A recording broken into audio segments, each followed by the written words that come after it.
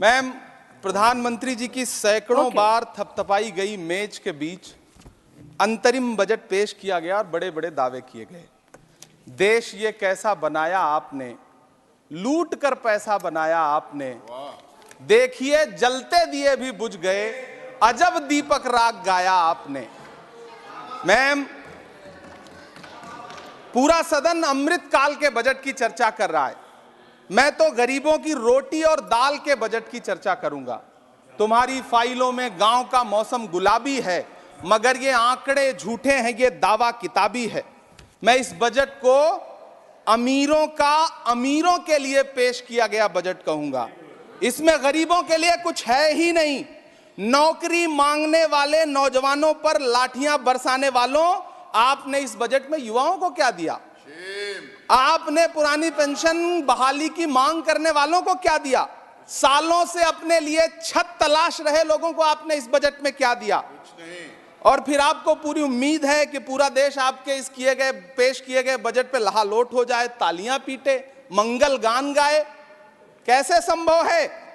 मैं सदन में खड़ा होकर के इस बजट पे चर्चा करते हुए कहना चाहता हूं कि इस बजट में फुटपाथ पर रहने वाले, छप्परों में रहने वाले, झुग्गियों में रहने वालों के लिए क्या है, उनके लिए क्या है जो प्रधानमंत्री के किए गए वायदों की बाट जोह रहे हैं।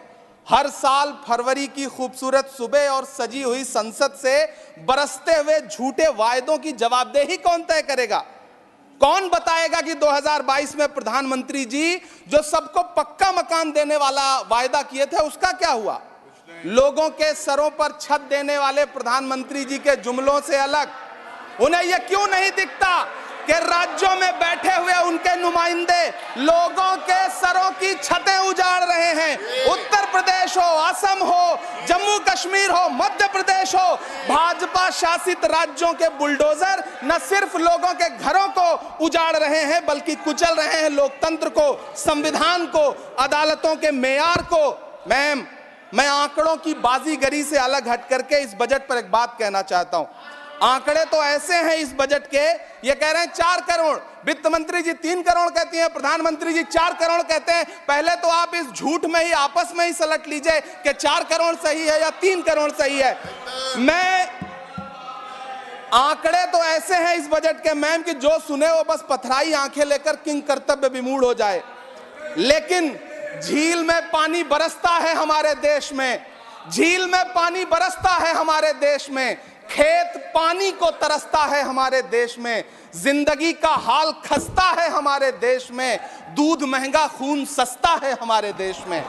मैम, रोजगार, महंगाई, किसान, मनरेगा, पेट्रोल डीजल के दाम, गैस सिलेंडर के दाम, फसलों की एमएसपी की गारंटी, इन सब जन सरोकार की बातों से इस बजट का कोई लेना देना नहीं। हमारे ट्रेजरी बेंच के साथी हंगामा कर रहे हैं। मैं तो कहना चाहता हूं मैम, वो एक बार इनके एक नेता एक गांव में गए और उन्होंने गांव में कहा कि गांव वालों आओ, मैं तुम्हारी समस्याएं समाप्त करना चाहता हूं। गांव वाले इकट्ठा हो गए।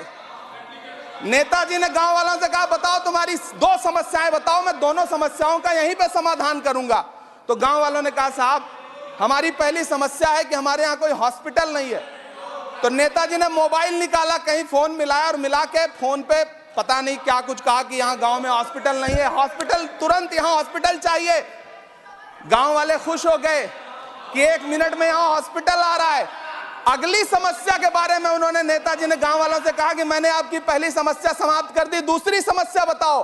तो गांव वालों ने कहा साहब इस गांव में कोई भी मोबाइल का नेटवर्क ही नहीं है।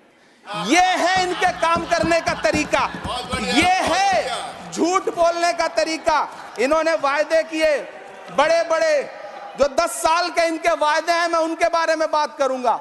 वायदों से ज्यादा इनके नारों पे बात करूंगा। पहला नारा था बहुत हुई महंगाई की मार, अब की बार मोदी सरकार। आइए इस नारे की समीक्षा करते हैं। पेट्रोल, डीजल, गैस, ये तो बड़ी बड़ी बातें हैं।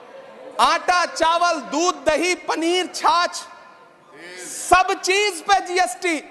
अरे ये फिल्में टैक्स फ्री करने वाले लोग कफन तक पर जीएसटी लगा रहे हैं और ये गरीबों की बात करते हैं।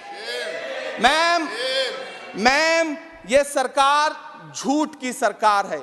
ये सरकार के जितने दावे हैं सब खोखले हैं। आज प्रधानमंत्री जी कह रहे थे सबका साथ सबका विकास। ये कैसा सबका साथ सबका विकास है कि मौलाना आजाद नेशनल फेलोशिप आपने बंद कर दी, आपने माइनॉरिटी डिपार्टमेंट का बजट घटा दिया।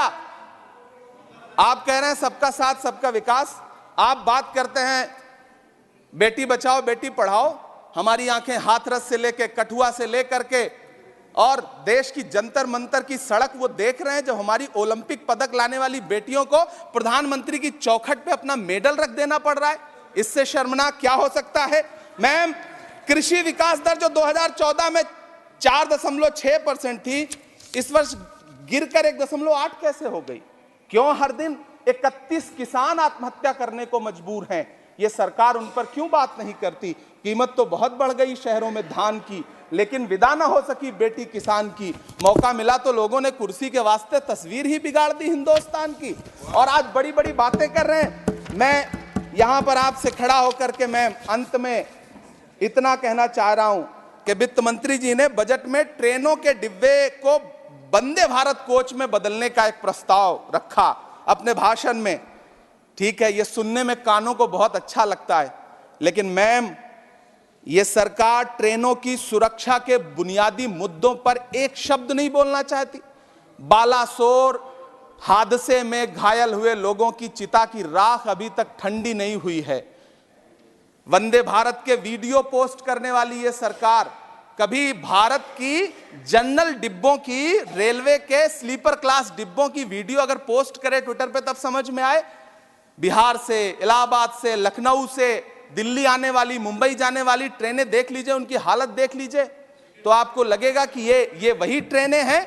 आज स्थिति ये है कि रेलवे स्टेशन तो छोड़िए, रनवे पर खाना खिला रही हैं आपकी प्राइवेट एयरलाइंस। अभी आपने जुर्माना लगाया है, नोटिस दिया है एक एयरलाइंस को। यह स्थिति आपने करके रख दी है ट्रेनों की, एयरलाइंस की। ऐसे में मैम, कागजों पर तो आप कितना भी वंदे भारत और बुलेट ट्रेन सर पर दौड़ा लीजिए, लेकिन असल में भारत की ट्रेनों की डिब्बों की सवारियों की हालत देखने लायक है। अगर सरकार खुली आंखों से उसे देखना चाहे तो देखे और उनकी स्थिति सुधारे। आज अपने प्रधानमंत्री जी ने अपने भाषण में यहां खड़े होकर कई बार न्यू मिडिल क्लास की बड़ी चर्चा की, न्यू मिडिल क्लास जनरेट करेंगे। लेकिन मैं तो यहां खड़ा होकर के सरकार से कहना चाहता हूं कि न्यू मिडिल क्लास का जुमला अपने पास रखिए। यह बताइए कि जो पुराना मिडिल क्लास है उसके साथ आप कैसा व्यवहार कर रहे हैं। आज उसकी स्थिति क्या है? आप अमीरों के कर्जे माफ कर रहे हैं, उद्योगपतियों के कर्जे माफ कर रहे हैं, और यहां स्थिति यह हो गई है कि जो मिडिल क्लास, उसकी जो रोजमर्रा की जरूरत की चीजें हैं उस तक पर आपने जीएसटी लगा रखी है। आप फिल्में टैक्स फ्री करते हैं, लेकिन स्टूडेंट्स के प्रतियोगी परीक्षाओं के फॉर्म की फीस नहीं माफ कर सकते। आपको बाकी जगहों पर टैक्स लेना है, हर जगह टैक्स लेना है। मिडिल क्लास से आपका कोई रिश्ता नहीं। मिडिल क्लास तो आपसे कह रहा है कि मोहब्बत, भाईचारे के दीवाने दिन ही लौटा दो, वो सस्ती दाल सब्जी के सुहाने दिन ही लौटा दो।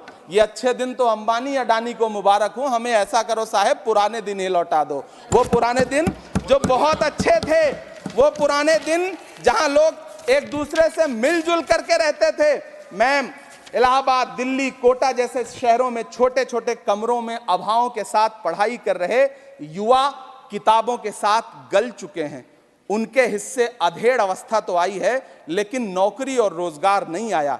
हर साल 2 करोड़ नौकरियां देने का दावा करने वाली ये सरकार 10 साल में युवाओं को नौकरियां नहीं दे पा रही है। 20 करोड़ नौकरियों का बोझ है इस सरकार के कंधे पर, और 2024 में देश देखेगा कि उन्हीं 20 करोड़ नौकरियों के बोझ तले दबकर बैठ जाएगी ये सरकार। ये देश देखेगा, क्योंकि जिस ओर जवानी चलती है उस ओर जमाना चलता है। देश का युवा नाराज है, देश का युवा गुस्से में है। ऐसे में उसकी पीड़ा को इस बजट में कहीं भी आवाज देने की कोशिश नहीं की गई। मैं आपके बीच खड़ा हूं, मैं तो वित्त मंत्री जी का भाषण सुन रहा था। यह कहा जा रहा था ये अमृत काल का बजट है, ये अमृत काल का बजट है।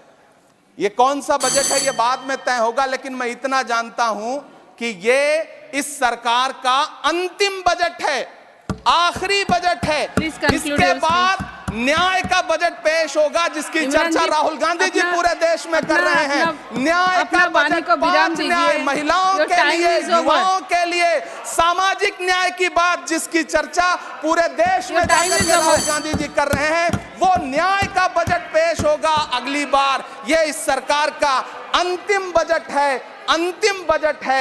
अमृतकाल में गरीबों की रोटी और दाल के लिए इस बजट में कोई प्राविधान नहीं है, कोई चर्चा नहीं है। बहुत बहुत धन्यवाद। Thank you.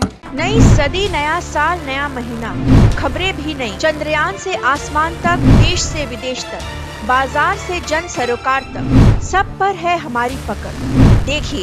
देखिए खबर सदीनामा, सदीनामा, सदीनामा।